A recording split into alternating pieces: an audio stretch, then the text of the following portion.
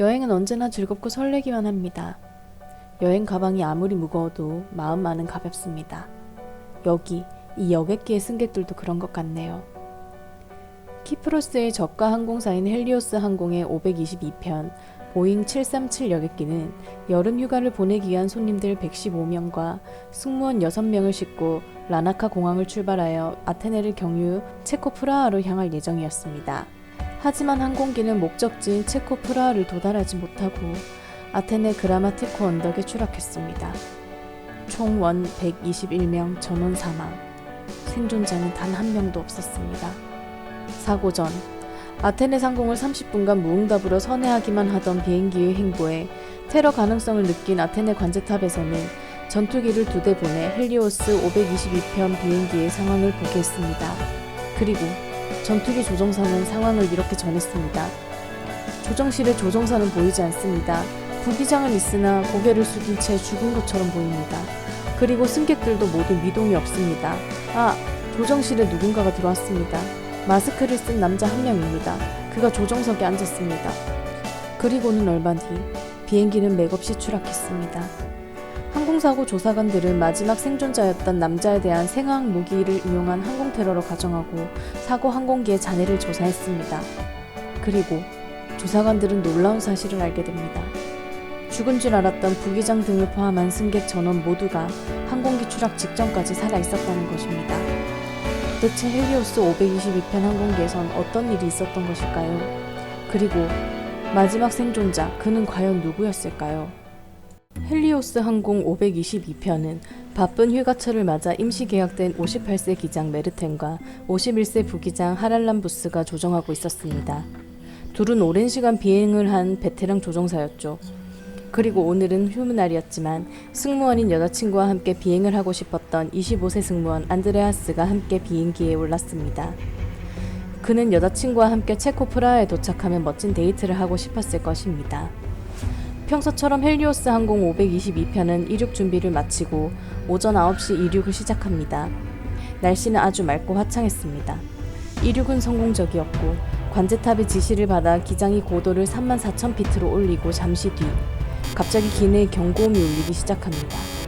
기내의 사람들은 당황했고 안드레아스를 포함한 승무원들은 자신의 자리로 돌아가 안전벨트를 한 후 승객들을 안정시킵니다. 이때까지만 해도 다들 별일 아니겠거니 하며 긴장한 상태로 기장의 방송을 기다렸습니다.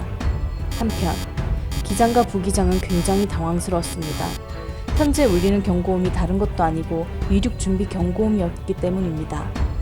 이륙 준비 경고음은 비행기가 땅에 있을 때 울리는 거지 하늘에 있을 때 울리는 게 아니었기 때문에 무척 당황스러웠습니다. 원인을 찾지 못한 기장은 관제탑에 연락을 했습니다. 원인을 함께 찾기 위해서였죠. 관제탑과 교신하는 사이 고도는 더 높아졌고 이젠 냉각기 과열 경고등이 켜졌습니다. 기장과 부기장은 냉각기 과열 때문에 경고음이 울렸구나 하고 생각을 하게 됩니다. 하지만 이것은 가장 큰 오판이었습니다. 사실 냉각기 과열 경고등이 켜진 건 여압기가 수동으로 맞춰져 있어 제대로 작동하지 않기 때문에 울린 것이었는데 그걸 알지 못했던 거죠.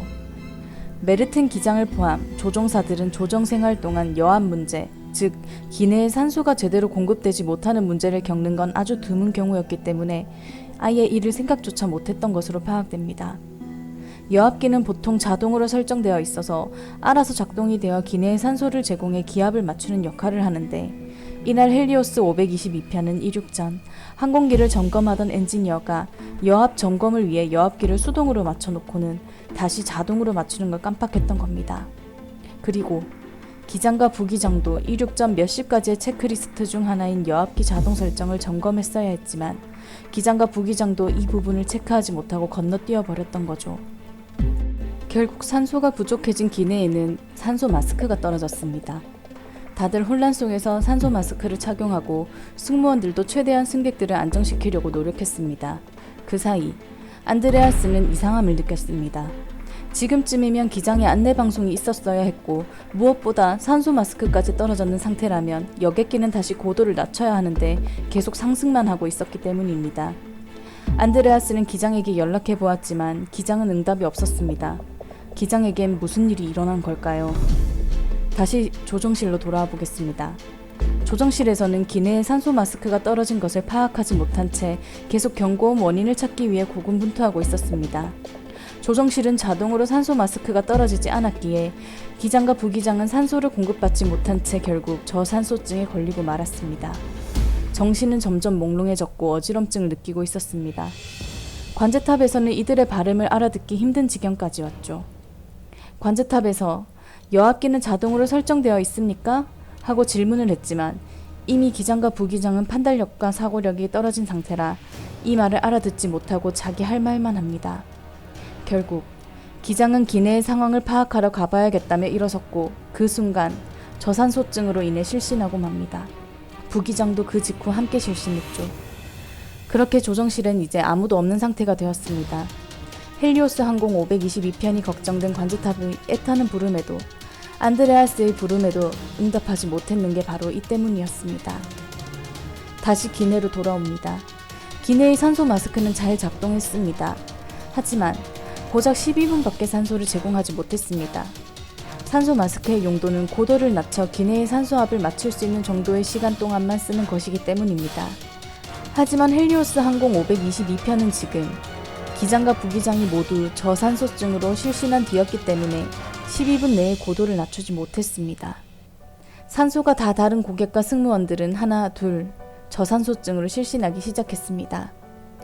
3만 피트 이상 고도에서 저산소증으로 인한 실신에는 고작 30초에서 60초면 충분했습니다. 안드레아스는 심상찮음을 느꼈기에 비어있는 좌석의 산소 마스크를 이용하여 조정실까지 다다랐습니다. 그 사이 안드레아스를 제외한 모든 승객과 승무원은 저산소증으로 인해 실신했습니다. 안드레아스의 여자친구 또한 마찬가지였고 안드레아스는 응답 없는 조정실의 문을 열었습니다. 그리고 쓰러져 있는 기장과 부기장을 발견했죠. 그는 이제 모두가 실신한 기내에 혼자 남았습니다. 여러분이었다면 안드레아스와 같은 상황에서 어떻게 행동했을 것 같나요?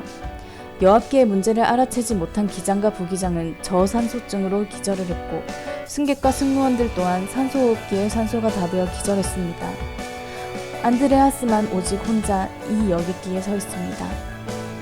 이성적으로 생각했을 땐 기장과 부기장을 산소호흡기를 통해 깨우고 여압기 문제를 해결한 뒤 관제탑과 교신하여 회항을 했어야 했습니다. 여러분도 아마 그렇게 생각하셨을 겁니다. 하지만 안타깝게도 안드레아스는 그러지 못했습니다.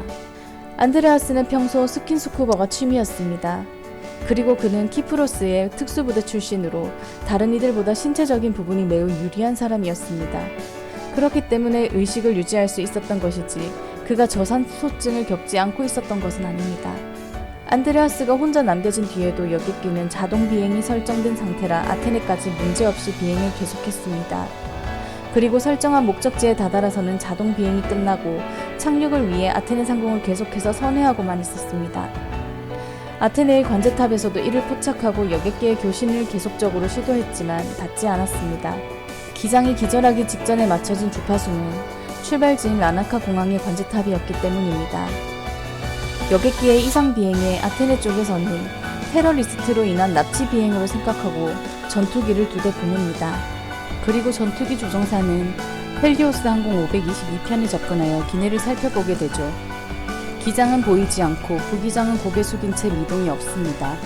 승객들도 마찬가지였고요. 전투기 조종사는 기내의 모두가 죽었다고 판단을 하게 됩니다. 그 순간 조정실로 안드레아스가 들어오고 전투기 조종사는 안드레아스를 발견하고는 교신을 시도합니다. 안드레아스는 이제 이 유령 비행기를 구할 수 있을까요? 하지만 안드레아스는 안타깝게도 저산소증으로 인해 제대로 판단을 할 수 없는 상태였기에 전투기 조종사를 발견하지 못합니다.